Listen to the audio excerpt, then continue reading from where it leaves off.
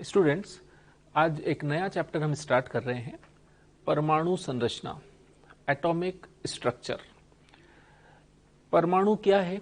तो सबसे पहले इस ग्रीक भाषा के शब्द से ही बात हम स्टार्ट करें।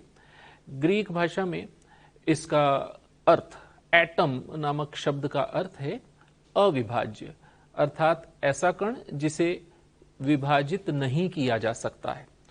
इनिशियल लेवल पर देखें तो ये बात जॉन डाल्टन नाम के वैज्ञानिक ने सबसे पहले हमारे समक्ष रखी। जॉन डाल्टन के अनुसार परमाणु किसी भी पदार्थ का एक सूक्ष्मतम कण है और ऐसे सूक्ष्मतम कणों से मिलकर ही प्रत्येक पदार्थ बना हुआ है। इन्हीं छोटे छोटे कणों को, अविभाज्य सूक्ष्मतम कणों को डाल्टन ने परमाणु का नाम दिया। अब जॉन डाल्टन ने ही द्रव्यमान संरक्षण और कांस्टेंट प्रोपोर्शनेशन, निश्चित समानुपात नियम का उपयोग करके एक सिद्धांत प्रस्तुत किया, जिसे डाल्टन के परमाणु सिद्धांत का नाम दिया जाता है। कुछ पॉइंट्स की फॉर्म में हमने इस सिद्धांत को यूज किया है। देखिए जरा, फर्स्ट पॉइंट यहां जैसा हमने मेंशन किया है, प्रत्येक तत्व अत्यंत सूक्ष्म कणों से मिलकर बना होता है और इन सूक्ष्म कणों को परमाणु कहा जाता है। जब भी किसी तत्व के परमाणुओं को हम दूसरे तत्व के परमाणुओं से कंपेयर करते हैं तो बात बिल्कुल क्लियर है कि एक ही तत्व के परमाणुओं की जब तुलना की जाए तो वो सभी प्रकार से एक समान हैं, लेकिन जब दूसरे तत्व के परमाणुओं से इनको कंपेयर किया जाएगा तो हम समझ पाते हैं आसानी से कि ये भिन्न भिन्न होते हैं। द्रव्यमान, आयतन आदि के आधार पर हम उस भिन्नता को आसानी से जज कर पाते हैं। फिर द्रव्यमान संरक्षण की बात करें तो उसी स्टेटमेंट को हमने यहां यूज किया है कि परमाणु अविनाशी हैं, नॉन डिस्ट्रक्टिव हैं, मतलब इन्हें न तो उत्पन्न किया जा सकता है और न ही नष्ट किया जा सकता है। तो द्रव्यमान संरक्षण और निश्चित समानुपात नियम को इन्होंने काम में लिया और परमाणु के बारे में प्रारंभिक जानकारियां हमारे समक्ष रखीं। लेकिन समय के साथ साथ कुछ परेशानियां, कुछ कमियां, कुछ दोष नजर आए। पहला पॉइंट हम देखें तो आगे जाकर कुछ सब एटॉमिक पार्टिकल्स, उप परमाणुवीय कणों की खोज हुई। आगे जाकर फिर समस्थानिकों की खोज हुई और इन खोजों के आधार पर फिर जॉन डाल्टन के इस सिद्धांत में कुछ मॉडिफिकेशंस की जरूरत महसूस हुई। देन आगे बढ़ते हैं, हम उन खोजों के बारे में थोड़ा संक्षिप्त में सोचते हुए आगे चल रहे हैं। ये सभी हम लोअर स्टैंडर्ड्स पर डिस्कस कर चुके हैं। वन बाय वन हम इन सब एटॉमिक पार्टिकल्स की खोज पर बातचीत करें। देखिए जरा, फर्स्ट वन, इलेक्ट्रॉन।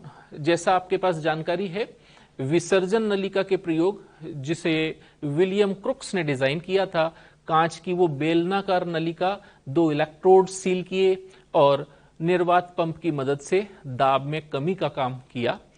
इस तरह से विलियम क्रुक्स ने सबसे पहले कैथोड किरणों की खोज की।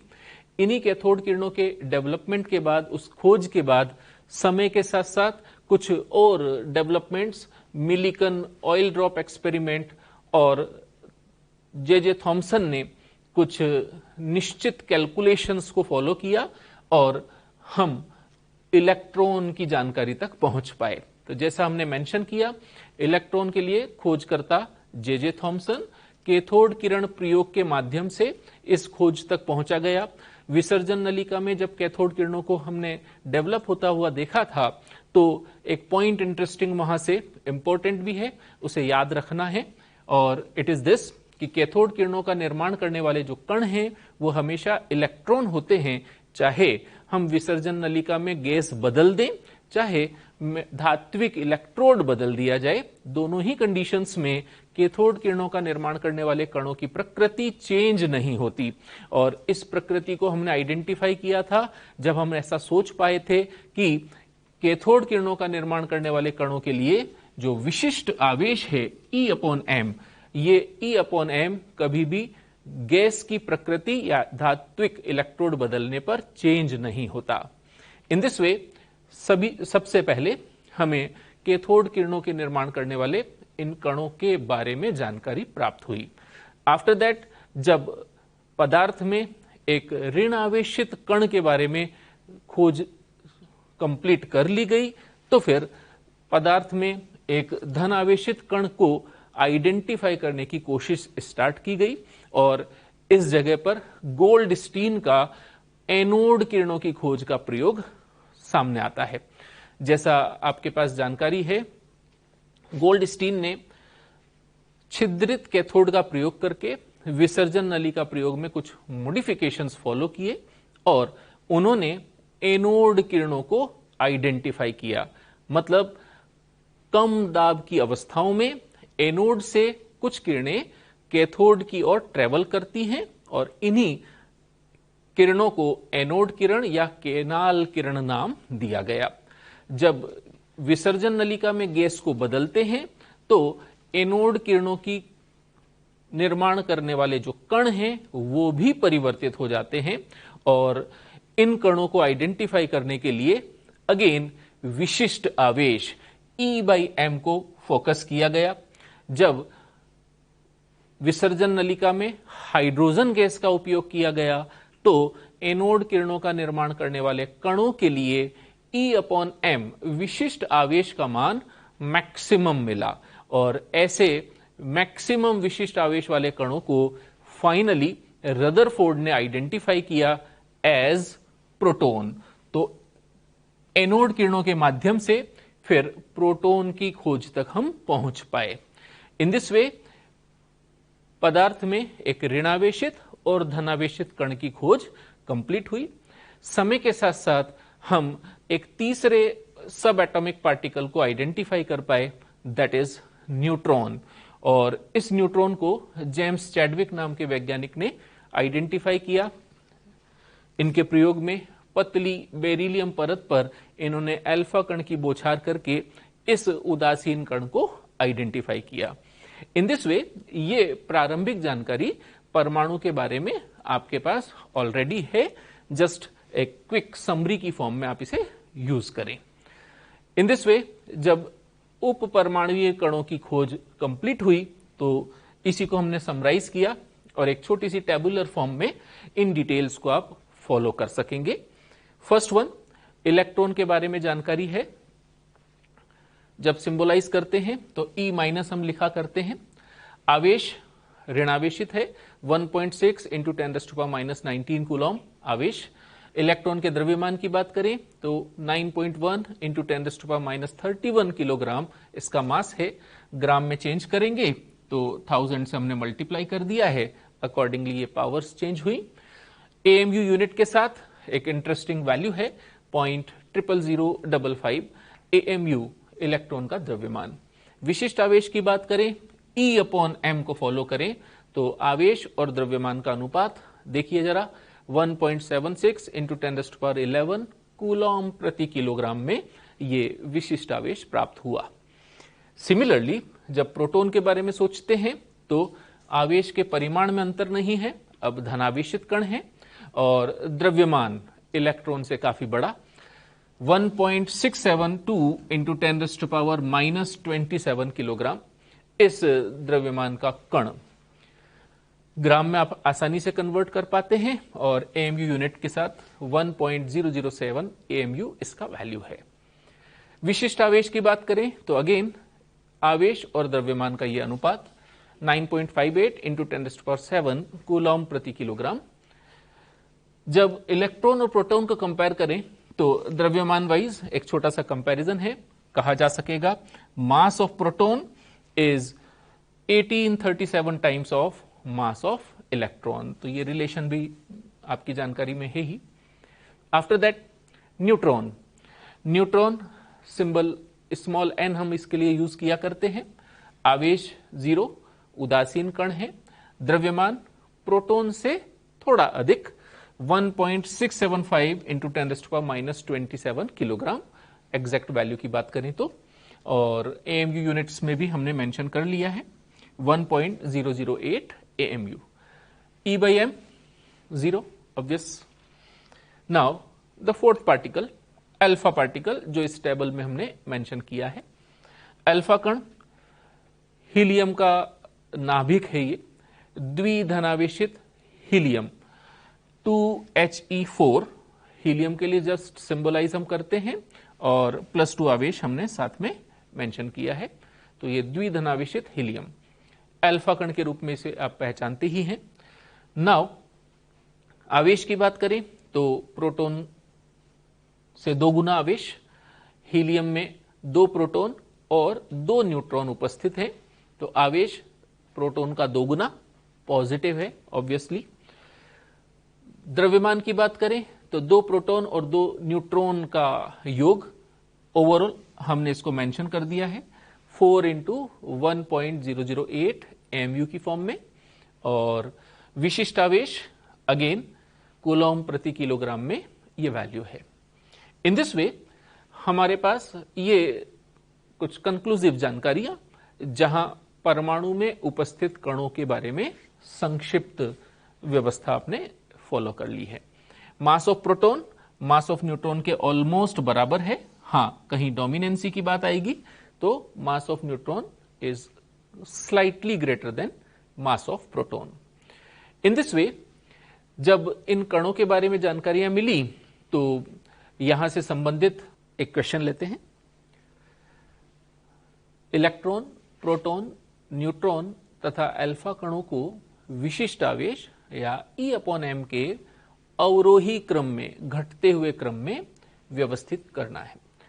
देन सिंपल सा ऑब्जर्वेशन हमारा, हम चारों कणों के बारे में आवेश और द्रव्यमानों की तुलना करते हुए इस क्रम तक आसानी से पहुंच सकते हैं।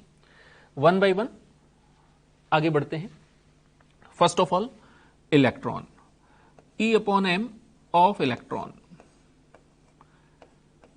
आवेश और द्रव्यमान का अनुपात हमें फॉलो करना है। तो इस जगह एक शॉर्टकट हम फॉलो करें। हमने कह दिया 1.6 × 10⁻⁻19 कूलॉम।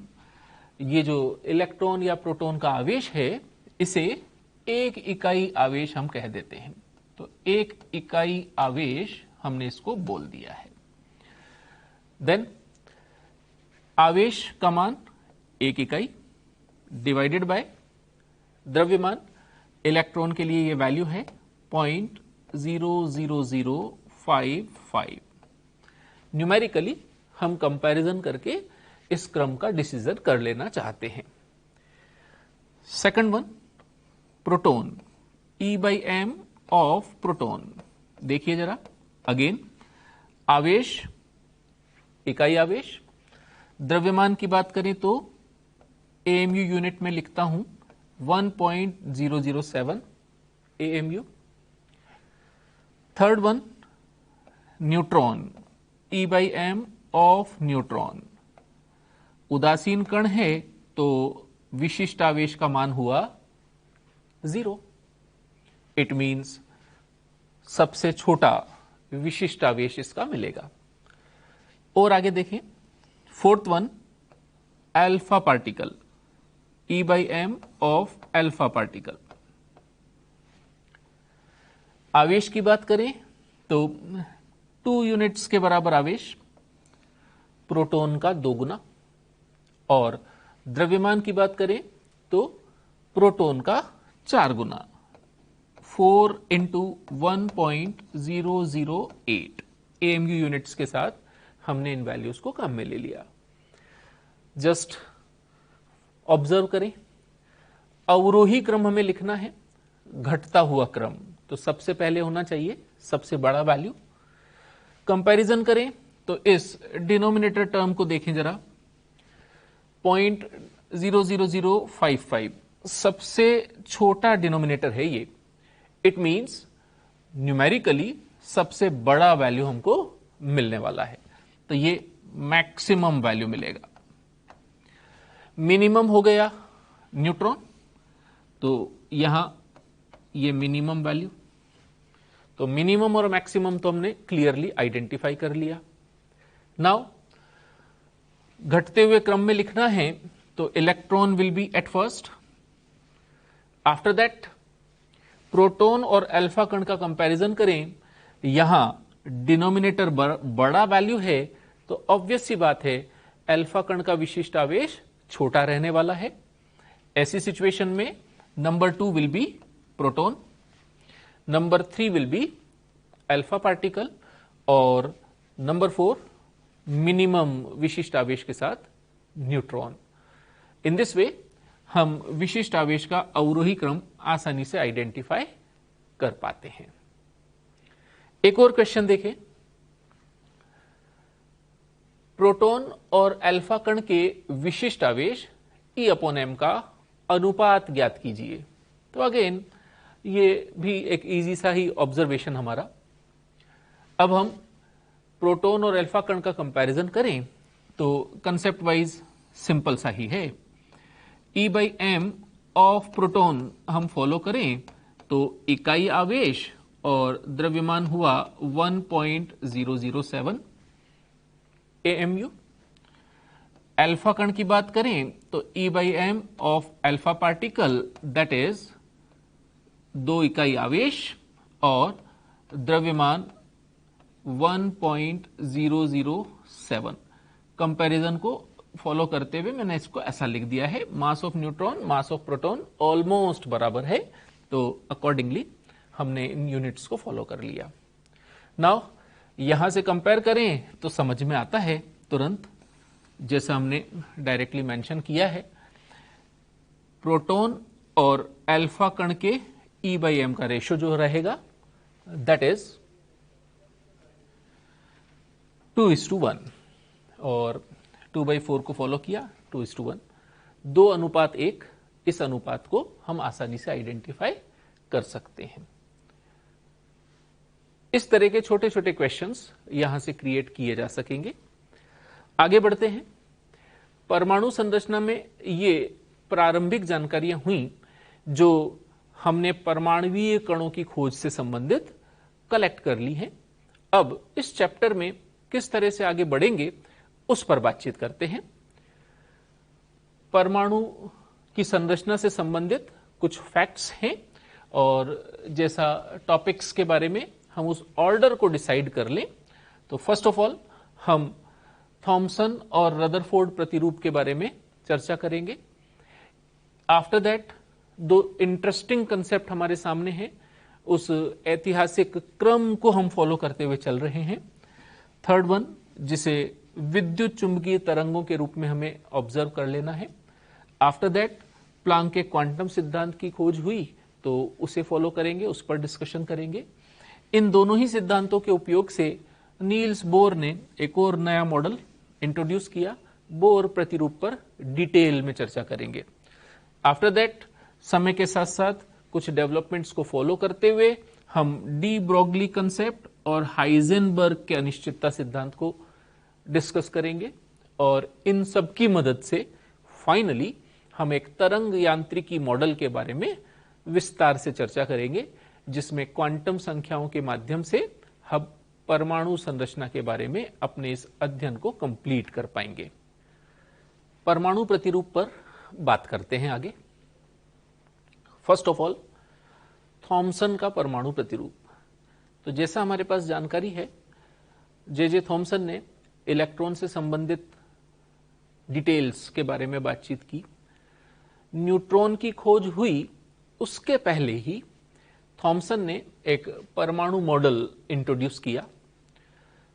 इस परमाणु मॉडल में जैसा क्लियरली हम इस चित्र के माध्यम से देख पाते हैं, परमाणु को कह दिया गया कि ये एक धनावेशित गोला है और इस धनावेशित गोले में इलेक्ट्रॉन एम्बेडेड हैं, धंसे हुए रहते हैं। जो कंप्लीट धनावेशित गोला है इसमें परमाणु का द्रव्यमान एक समान रूप से वितरित रहता है। ऐसे इंटरेस्टिंग मॉडल को इनिशियल लेवल पर कह दिया गया प्लम पुडिंग मॉडल या रेजिन पुडिंग मॉडल, या इसे वाटरमेलन मॉडल के नाम से भी जाना जाता है।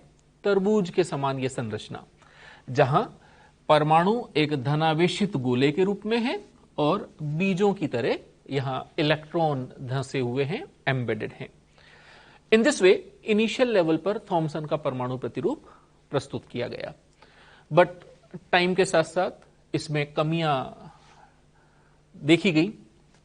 यहां हम 3 पॉइंट्स फॉलो कर रहे हैं। फर्स्ट वन, इसके माध्यम से परमाणु के स्थायित्व का एक्सप्लेनेशन नहीं हो पाएगा।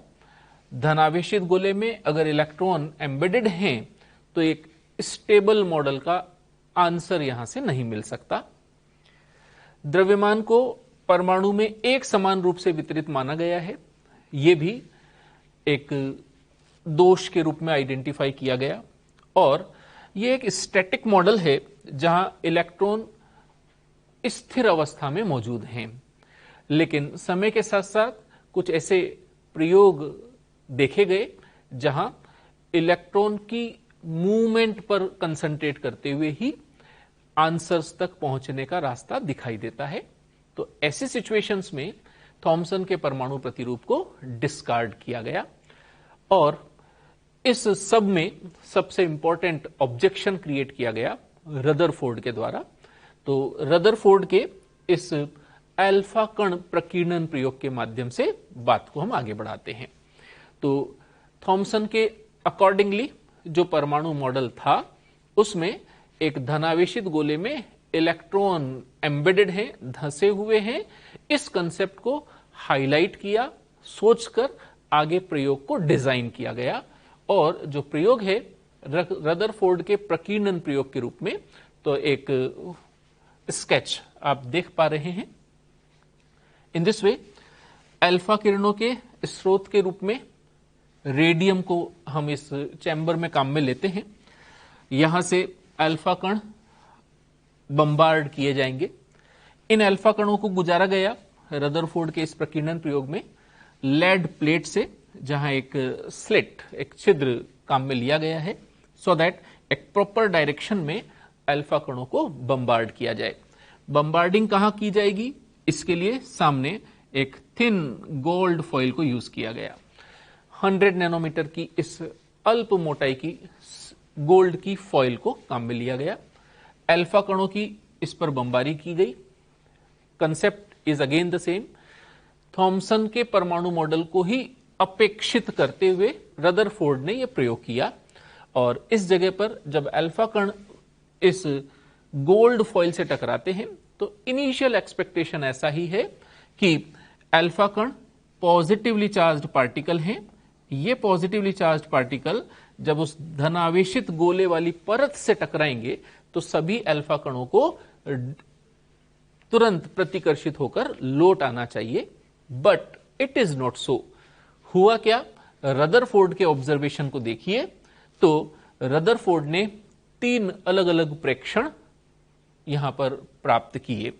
फर्स्ट ऑफ ऑल उसने देखा कि अधिकांश अल्फा कण बिना विचलित हुए सीधे निकल जाते हैं। कुछ अल्फा कणों का विचलन हुआ तो कुछ का विचलन कम है, कुछ का थोड़ा ज्यादा है, और कुछ अल्फा कण वापस अपने मूल पथ पर लौट आते हैं। तो इन दिस वे अलग अलग कुछ ऑब्जर्वेशंस हैं। ZNS स्क्रीन के माध्यम से इन ऑब्जर्वेशंस को फॉलो किया गया और रदरफोर्ड ने ये प्रेक्षण प्राप्त किए। तो देखिए जरा, रदरफोर्ड के इस प्रकीर्णन प्रयोग के निष्कर्षों को हमने यहां इस डायग्रामेटिक रिप्रेजेंटेशन में फॉलो कर लेना है। क्या देख रहे हैं? फर्स्ट वन, अधिकांश अल्फा कण बिना विक्षेपित हुए सीधे निकल गए हैं। कुछ अल्प कोण से विक्षेपित हो रहे हैं और बहुत कम अल्फा कण ऐसे हैं, लगभग 20,000 में से एक, जो अपने पथ से अत्यधिक विचलन दर्शाते हैं, पुनः अपने पथ पर लौट आते हैं और इस तरह के 180 डिग्री से डिफ्लेक्शन को ऑब्जर्व किया गया। तो 1 बाय 1 बात करें तो यहां पर हमारे पास इन प्रेक्षणों के आधार पर रदरफोर्ड ने क्लियर कट कुछ निष्कर्ष क्रिएट किए। उन निष्कर्षों के बारे में सोचें तो स्टेप बाय स्टेप हम इन्हीं तीनों प्रेक्षणों पर फोकस करते हुए आगे बात कर रहे हैं। देखिए जरा, फर्स्ट वन, अधिकांश अल्फा कण धातु की उस पतली परत से बिना विक्षेपित हुए सीधे गुजर गए हैं। इसका मीनिंग हुआ कि परमाणु में बहुत अधिक खाली स्थान उपस्थित है। देखिए जरा कंसेप्ट वाइज हम इन अल्फा कणों को हाईलाइट कर लेते हैं। अधिकांश अल्फा कण बिना किसी विचलन के, विक्षेपण के सीधे निकल गए हैं, तो यह इंडिकेट कर रहा है कि परमाणु में बहुत बड़ा खाली स्थान मौजूद है। First point. नंबर 2, कुछ अल्फा कण इनके वास्तविक पथ से अल्प कोणों पर विक्षेपित हो रहे हैं और कुछ में यह विक्षेपण ज्यादा है। तो यह इंडिकेट कर रहा है कि परमाणु का जो धनावेश है वो एक छोटे से क्षेत्र में केंद्रित होना चाहिए, और इस पर्टिकुलर केंद्रित स्थान को हम यहां पिक कर रहे हैं। इसी को हम आगे जाकर न्यूक्लियस नाम देंगे, नाभिक कहेंगे। परमाणु का ये धनावेशित भाग हमने नाभिक के रूप में पिक किया।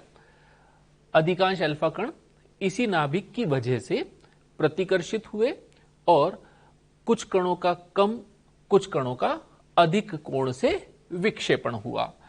तो फाइनली इस पर्टिकुलर ऑब्जर्वेशन से रदरफोर्ड ने कंक्लूड किया कि परमाणु में समस्त धनावेश एक बहुत छोटे क्षेत्र में संकेंद्रित होता है जिसे नाभिक कहते हैं, और यह परमाणु के केंद्र में उपस्थित भाग है। देन तीसरे प्रेक्षण पर आए। जैसा हमने कहा कि बहुत कम अल्फा कण ऐसे हैं जो अपने पथ से अत्यधिक या 180 डिग्री का विक्षेपण दिखाते हैं, पुनः अपने पथ पर लौट आते हैं। यहां मेंशन हमने किया इसको। अल्फा कण नाभिक से टकराया और पुनः अपने पथ पर लौट आया। यह इंडिकेट कर रहा है कि परमाणु में जो नाभिक है वो एक रिजिड स्ट्रक्चर के रूप में है, एक ठोस संरचना के रूप में है, और अल्फा कण इस भारी धनावेशित द्रव्यमान से सीधे टकराकर वापस अपने पथ पर लौट आए हैं। इन दिस वे रदरफोर्ड ने इन प्रेक्षणों को अपने परमाणु प्रतिरूप के लिए आधार बनाया और इन प्रेक्षणों के आधार पर फाइनली एक मॉडल इंट्रोड्यूस किया गया। दिस इज रदरफोर्ड परमाणु प्रतिरूप। ये देखिए जरा, प्रकीर्णन प्रयोग के आधार पर इस मॉडल का डेवलपमेंट किया गया है और इसे परमाणुवीय मॉडल या ग्रहीय मॉडल के रूप में पॉइंट आउट किया गया। प्लेनेटरी मॉडल इसे कह दिया जाता है। इस मॉडल में जैसा प्रेक्षणों से निष्कर्ष प्राप्त किए गए हैं, 1 by 1 पॉइंट वाइज हम इन्हें मेंशन कर रहे हैं। परमाणु में एक भारी धनावेशित नाभिक है, केंद्रीय भाग है जहां सभी प्रोटॉन और न्यूट्रॉन उपस्थित हैं। इन्हीं प्रोटॉन न्यूट्रॉन को संयुक्त नाम दे दिया जाता है न्यूक्लियॉन। तो परमाणु का संपूर्ण द्रव्यमान इन्हीं न्यूक्लियनों के योगदान से प्राप्त हुआ। जितना भी प्रोटॉन और न्यूट्रॉन इस परमाणु में प्रेजेंट है वही उसके कंप्लीट मास को रिप्रेजेंट कर रहे हैं। नाभिक पर उपस्थित धनावेश जो भी है उसका परिमाण भिन्न भिन्न परमाणुओं के लिए भिन्न होगा। न्यूट्रॉन और प्रोटॉन की संख्या से ही यह डिसाइड किया जाएगा। तो नाभिक के बारे में इनिशियल आइडिया रदरफोर्ड के इस प्रकीर्णन प्रयोग के माध्यम से प्राप्त किया गया। और देखें नाभिक के बारे में और कंसेप्चुअल आइडियाज क्या मिले हैं, तो प्रेक्षणों के आधार पर फाइनली कुछ प्रयोगों के मदद से ये आइडेंटिफाई किए गए। सेकंड पॉइंट के रूप में देखिए, नाभिक का आयतन बहुत कम होता है और परमाणु के कुल आयतन का एक बहुत छोटा भाग है ये नाभिक। कंपैरिजन करें तो हम त्रिज्या या व्यास के कंपैरिजन से यहां फॉलो कर सकेंगे। नाभिक का व्यास 10⁻⁻12 से 10⁻13 सेंटीमीटर की ऑर्डर का है और परमाणु का व्यास 10⁻8 सेंटीमीटर की ऑर्डर का है।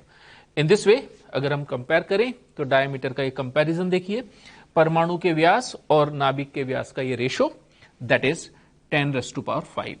इट मींस परमाणु नाभिक की तुलना में 10⁵ गुना बड़ा है, 1,00,000 गुना बड़ा है। तो कंपैरिजन हम आसानी से ऑब्जर्व कर पाते हैं। देन नाभिक की त्रिज्या सभी तत्वों के लिए एक जैसी रहेगी क्या? नहीं। ऑब्वियस सी बात है, नाभिक की त्रिज्या में न्यूक्लियनों की संख्या का महत्वपूर्ण योगदान है। और जब इसे फॉलो किया तो एक और इंटरेस्टिंग पॉइंट यहां है, नाभिक की त्रिज्या न्यूक्लियन की संख्या के घनमूल के समानुपाती है। नाभिक की त्रिज्या को हमने इस कैपिटल आर से रिप्रेजेंट किया है और द्रव्यमान संख्या न्यूक्लियनों की संख्या को कैपिटल ए से प्रदर्शित किया है। तो ए द्रव्यमान संख्या है, प्रोटॉन और न्यूट्रॉन की संख्या का योग। देन इस रिलेशन को आगे बढ़ाएं तो R will be written as R nought A power 1/3 घनमूल के समानुपाती। तो पर द्रव्यमान संख्या के घनमूल के समानुपाती हमने लिखा और फाइनली रिजल्ट जो मिला R equals to R nought A raise to power 1/3। R nought क्या है? तो एक कांस्टेंट है 1.33 into 10 raise to power -13 centimetre. ये इसका न्यूमेरिकल वैल्यू। आर फाइनली इस रिलेशन की मदद से हम कैलकुलेट कर पाएंगे। 1.33 into 10 raise to power -3 R nought का न्यूमेरिकल वैल्यू, द्रव्यमान संख्या कैपिटल ए और पावर 1/3। देन ये तो ही नाभिक की बात। तो परमाणु का एक केंद्रीय भाग नाभिक, प्रोटॉन न्यूट्रॉन यहां केंद्र पर उपस्थित हैं और इलेक्ट्रॉन नाभिक के चारों ओर कुछ क्लोज्ड ऑर्बिट्स में, बंद कक्षाओं में उच्च वेग से परिक्रमण करते रहते हैं। जब इलेक्ट्रॉन नाभिक के चारों ओर उन कक्षाओं में परिक्रमा करेंगे तो नाभिक और इलेक्ट्रॉन के बीच लगने वाला आकर्षण बल इलेक्ट्रॉन की गति के कारण उत्पन्न अपकेंद्रण बल द्वारा प्रतिसंतुलित किया जाता है। इन दिस वे रदरफोर्ड ने इलेक्ट्रॉन को गतिशील अवस्था में फॉलो करते हुए परमाणु के स्थायित्व का एक्सप्लेनेशन देने के लिए इस पर्टिकुलर ऑब्जर्वेशन को फॉलो किया है। तो स्टेप बाय स्टेप देखें तो न्यूट्रॉन प्रोटॉन नाभिक में उपस्थित हैं, इलेक्ट्रॉन इस नाभिक के चारों ओर वृत्ताकार कक्षाओं में परिक्रमण कर रहे हैं, इन बंद कक्षाओं में परिक्रमण कर रहे हैं। रदरफोर्ड ने फाइनली ये एटॉमिक मॉडल प्रस्तुत कर दिया। देन कुछ क्वेश्चंस की मदद लेते हैं। फर्स्ट वन 13Al27, ये एल्यूमिनियम का एक परमाणु, इसके नाभिक की त्रिज्या की गणना कीजिए। तो नाभिक की त्रिज्या जैसा भी हमने फॉर्मूला देखा है R equals to R nought A raise to power 1/3।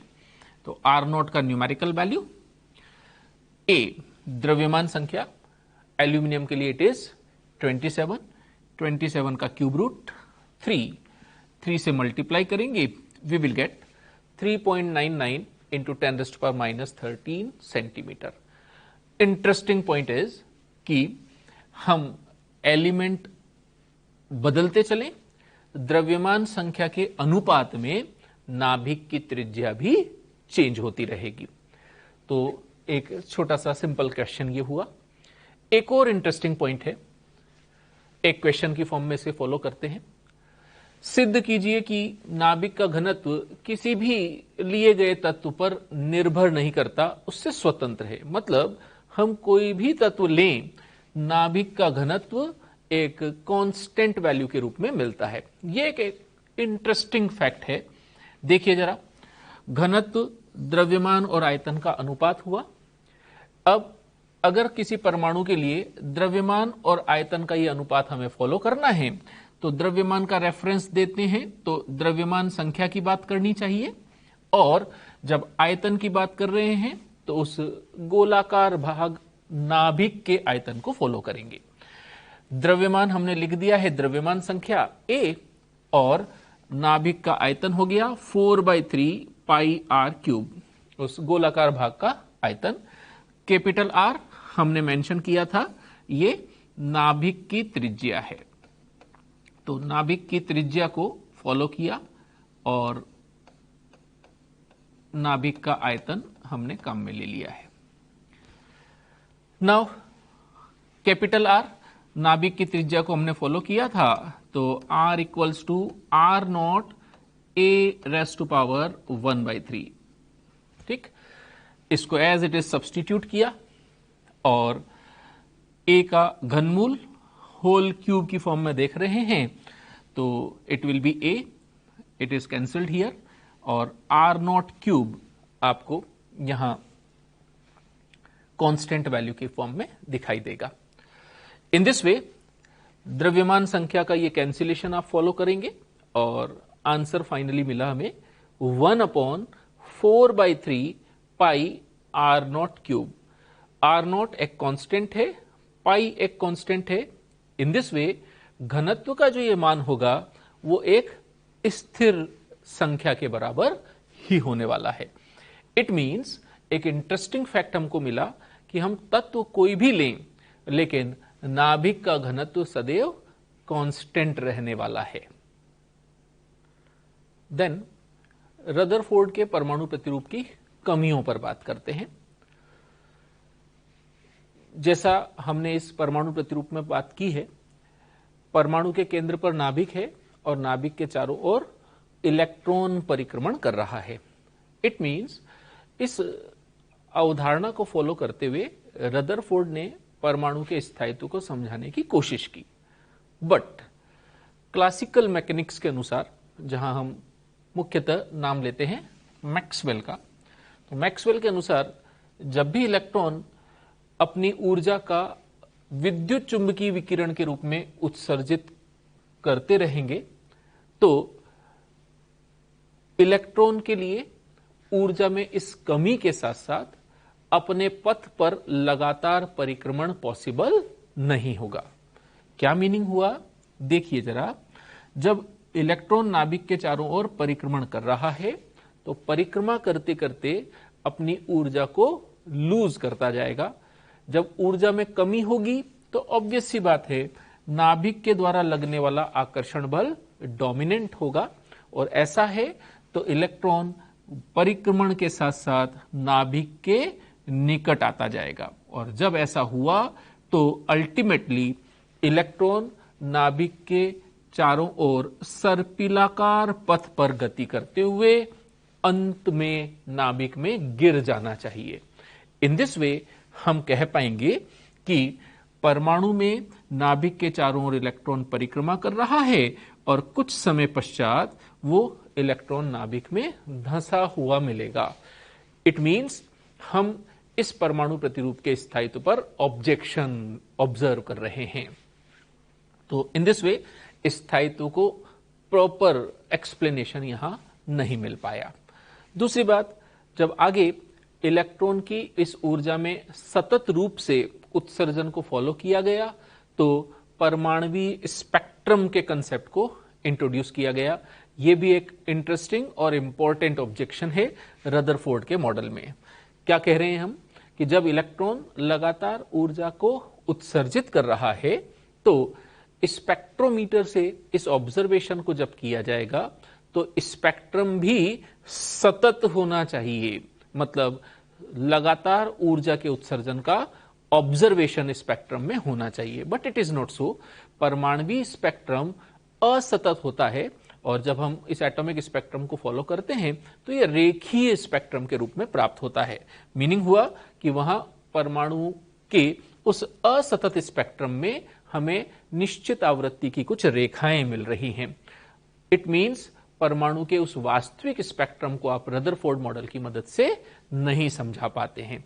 तो इस इंटरेस्टिंग इंपॉर्टेंट ऑब्जर्वेशन के बाद रदरफोर्ड मॉडल को रिजेक्ट किया गया। यहां से जरूर हमें परमाणु के बारे में एक आइडिया मिला, but it is not the perfect. तो आगे बढ़ते हैं छोटे छोटे कुछ पॉइंट्स की मदद से।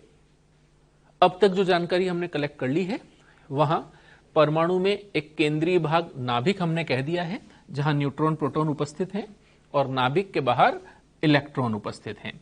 इसी बेसिक आइडिया को फॉलो करते हुए कुछ टर्म्स हम कलेक्ट कर लेना चाहते हैं। फर्स्ट ऑफ ऑल परमाणु संख्या और द्रव्यमान संख्या के बारे में बातचीत कर रहे हैं। किसी भी तत्व का जब परमाणु का रिप्रेजेंटेशन है तो एक इजी सा आंसर हमारे पास है एक्स। उस तत्व के लिए प्रतीक हम यूज किया करते हैं कैपिटल Z सबस्क्रिप्ट की फॉर्म में लेफ्ट हैंड साइड पर लिखा जाता है, दैट इज परमाणु क्रमांक। परमाणु क्रमांक मींस उदासीन परमाणु की अगर मैं बात करूं तो प्रोटॉन या इलेक्ट्रॉन की संख्या के बराबर इसे कहा जा सकेगा। कैपिटल ए जो राइट हैंड साइड पर सुपरस्क्रिप्ट की फॉर्म में लिखा है, दैट इज द्रव्यमान संख्या। It means neutron plus proton की संख्या। तो न्यूट्रॉन की संख्या प्लस परमाणु क्रमांक या प्रोटॉन की संख्या, तो हम इसको मेंशन कर सकते हैं न्यूट्रॉन प्लस प्रोटॉन की संख्या के रूप में। इन दिस वे न्यूट्रॉन की संख्या अगर हमें कैलकुलेट करनी है तो हम कह सकेंगे आसानी से न्यूट्रॉन की संख्या बराबर द्रव्यमान संख्या माइनस परमाणु क्रमांक A माइनस Z। इस फॉर्मूला की मदद से हम कैलकुलेट कर लेते हैं। चलिए, ये तो बात हुई उदासीन परमाणु की। अब आवेशित स्पीशी या किसी आयन के लिए सोचें तो आयन की बात करेंगे तो प्रोटॉन की संख्या स्ट्रेट फॉरवर्ड परमाणु क्रमांक Z। इलेक्ट्रॉन की संख्या डेफिनेटली चेंज होगी। आयन के निर्माण में हम नाभिक की संरचना में तो कोई परिवर्तन नहीं कर पाते हैं, बट बाहरी इलेक्ट्रॉनों की संख्या कम या ज्यादा हो पाती है। तो अकॉर्डिंगली इलेक्ट्रॉन की संख्या जब भी कैलकुलेट करनी होगी, Z दैट इज उदासीन परमाणु में प्रोटॉनों की संख्या के बराबर परमाणु क्रमांक माइनस आयन पर जो भी आवेश है, अकॉर्डिंगली उस वैल्यू को यहां यूज किया जाए। इन दिस वे आप इलेक्ट्रॉन की संख्या तक पहुंच पाएंगे। ठीक, क्वेश्चन देखते हैं। कुछ स्पीशीज हैं sodium N3 minus ion, CO3 - 2 carbonate ion. इनमें न्यूट्रॉन, प्रोटॉन तथा इलेक्ट्रॉन की संख्या ज्ञात कीजिए। तो एक सिंपल सा ही क्वेश्चन है। फर्स्ट ऑफ ऑल सोडियम की बात करें, उदासीन परमाणु। उदासीन परमाणु है तो मेंशन किया जा सकेगा सोडियम परमाणु क्रमांक 11, द्रव्यमान संख्या 23। प्रोटॉनों की संख्या मींस परमाणु क्रमांक Z से रिप्रेजेंटेशन देते हैं। सोडियम के लिए यह वैल्यू 11।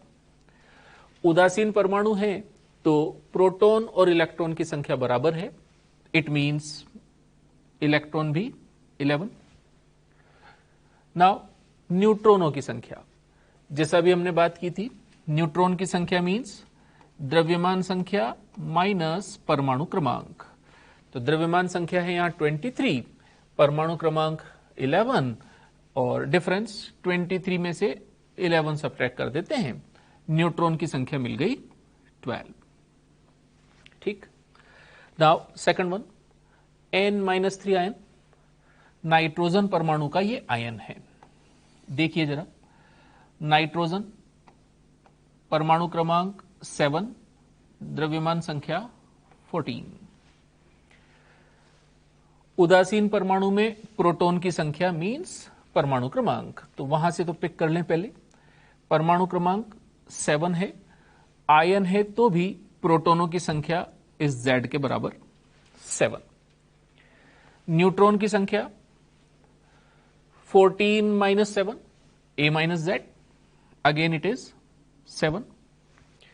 इलेक्ट्रॉन की संख्या देखनी है तो अभी बात की थी हमने, आयन के लिए इलेक्ट्रॉन की संख्या मींस Z माइनस आयन पर आवेश। तो देखिए Z इज 7, आवेश -3।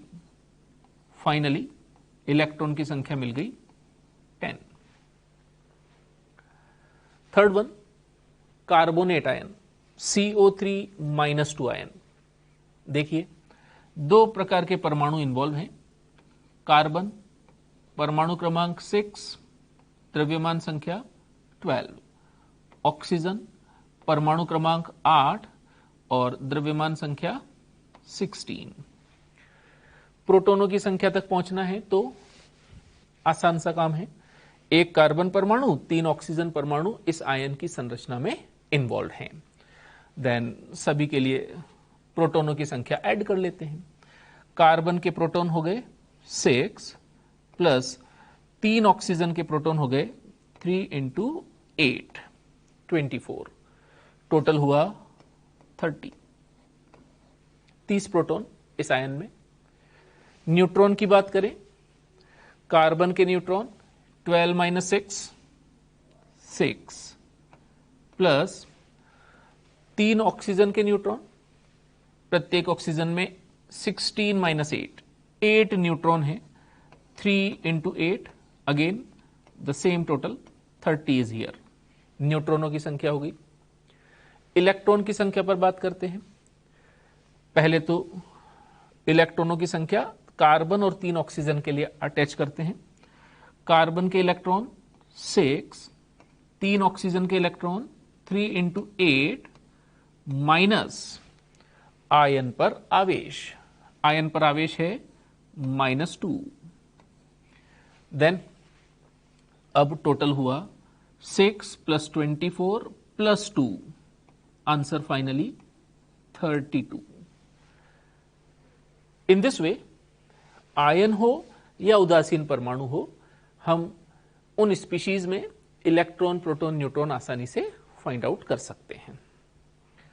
देन नेक्स्ट क्वेश्चन देखिए, यदि A-2 एक आयन दिया है, इसमें प्रोटोनों की संख्या है 16, तो A प्लस आयन में इलेक्ट्रॉन की संख्या ज्ञात कीजिए। एक आयन में प्रोटॉन दे रखे हैं, दूसरे आयन में इलेक्ट्रॉन की संख्या पूछी गई है। ठीक, एक ही स्पीशी से बने हुए आयन है, तो अकॉर्डिंगली देखो A-2 में प्रोटोनों की संख्या हमको दी गई है। इसका मतलब आयन में जो प्रोटॉन है वो उदासीन परमाणु में भी प्रोटॉन होंगे।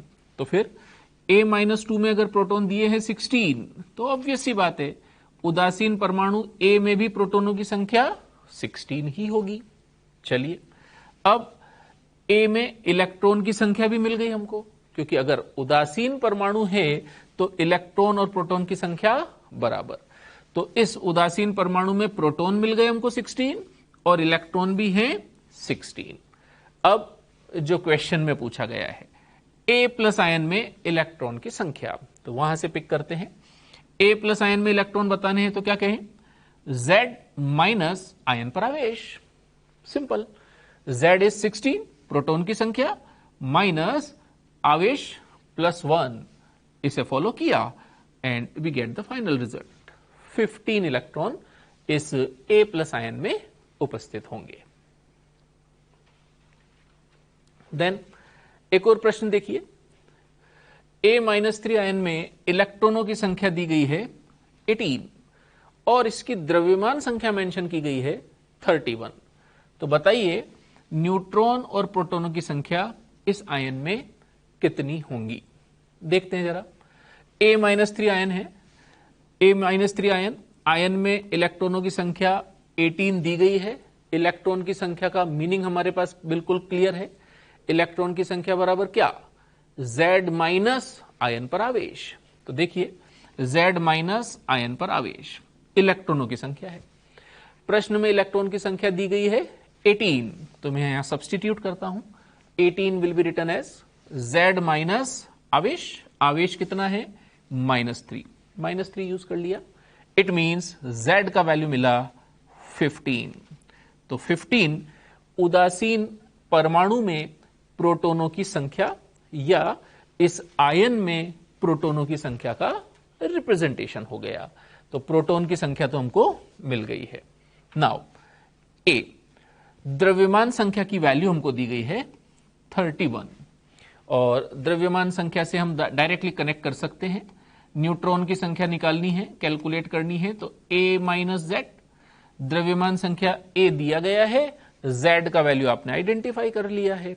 तो A का वैल्यू 31, प्रोटोनों की संख्या आपके पास 15 है, न्यूट्रॉन की संख्या कैलकुलेट करनी है, तो A minus Z we will get 16 neutrons. तो ये काम भी इजी सा हो गया। तो प्रोटॉन 15, न्यूट्रॉन 16। एक और प्रश्न देखते हैं। 6C12 कार्बन का ये परमाणु दिया गया है। इसमें प्रोटॉन का द्रव्यमान आधा कर दिया जाए, न्यूट्रॉन का द्रव्यमान 3 गुना कर दिया जाए और इलेक्ट्रॉन का द्रव्यमान 2 गुना कर दिया जाए। प्रोटॉन का द्रव्यमान आधा, न्यूट्रॉन का 3 गुना, इलेक्ट्रॉन का 2 गुना। तो परमाणु भार में होने वाला प्रतिशत परिवर्तन ज्ञात कीजिए। अब कंसेप्ट वाइज हमें कार्बन के इस परमाणु में इन दिए गए तथ्यों को इन्वॉल्व करना है और अपनी कैलकुलेशंस फॉलो करनी है।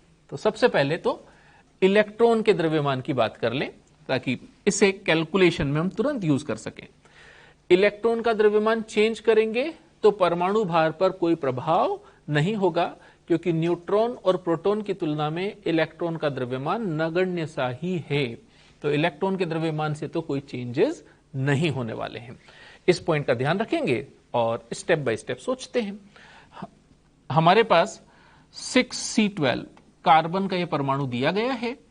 परमाणु क्रमांक 6 है, इसका मतलब इसमें 6 प्रोटॉन्स हैं और 12 - 6 न्यूट्रॉन्स हैं। तो बस इस कैलकुलेशन को हमें फॉलो करना है। प्रारंभिक द्रव्यमान की बात करूं तो मुझे लिखना चाहिए न्यूट्रॉन का द्रव्यमान और प्रोटॉन का द्रव्यमान ऐड कर दें। तो न्यूट्रॉनों की संख्या 6, द्रव्यमान 1 इकाई 1 AMU, जैसा हम फॉलो करते ही हैं। न्यूट्रॉन का द्रव्यमान 1.008 AMU हमने लिखा था, तो it is almost equals to 1। तो 1 यूनिट इसका मास हमने कंसीडर कर लिया है। 6 × 1, 6 ही प्रोटॉन है। प्रोटॉन का भी द्रव्यमान 1 इकाई AMU यूनिट की बात करें तो इट मीन्स फाइनली हमारे पास आंसर हुआ प्रारंभिक द्रव्यमान 12 AMU। अब प्रश्न में दिए गए चेंजेस को इन्वॉल्व कर लेते हैं।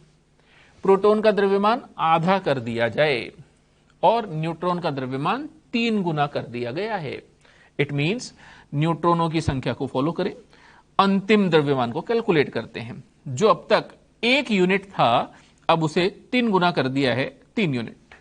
इट मीन्स 1 AMU की जगह न्यूट्रॉन का द्रव्यमान काल्पनिक रूप से 3 AMU कह दिया गया है। तो फिर 6 × 3 न्यूट्रॉन का टोटल कंट्रीब्यूशन हो गया।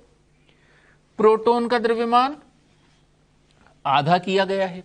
इट मीन्स पहले 1 AMU था, अब इसे हाफ AMU कह दिया गया है। तो फिर 6 × हाफ प्रोटॉन का द्रव्यमान आधा AMU कर दिया गया है। इट मीन्स इसका कंट्रीब्यूशन हुआ 3 यूनिट्स का और 6 × 3 18 यूनिट्स। टोटली अब हमारे पास 21 AMU फाइनली द्रव्यमान मिल गया है। इट मीन्स प्रतिशत परिवर्तन की बात करें परमाणु भार में तो अंतिम माइनस प्रारंभिक डिवाइडेड बाय इनिशियल वैल्यू। तो 21 में से 12 यूनिट माइनस किया, 12 से डिवाइड किया into 100, we will get 75%। It means परमाणु भार में जो प्रतिशत परिवर्तन हुआ है ये 75% है। एक प्रश्न और देखते हैं। 6C12 का परमाणु भार 150 इकाई मान लिया जाए तो 8O16 और 7N14 के परमाणु भार ज्ञात कीजिए।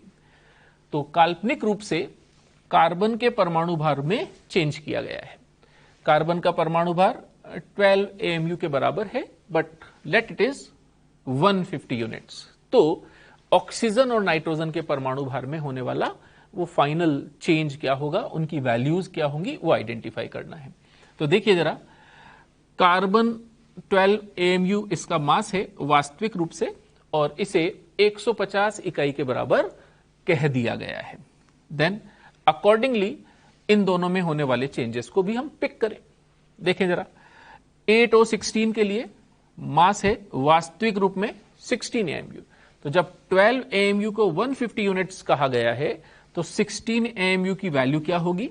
तो सिंपल मैथमेटिक्स, 150/12 इंटू 16, और इन दिस वे कैलकुलेट करते हैं तो फाइनल रिजल्ट मिला 200 यूनिट्स, 200 इकाई उसका परमाणु भार, नया परमाणु भार हुआ।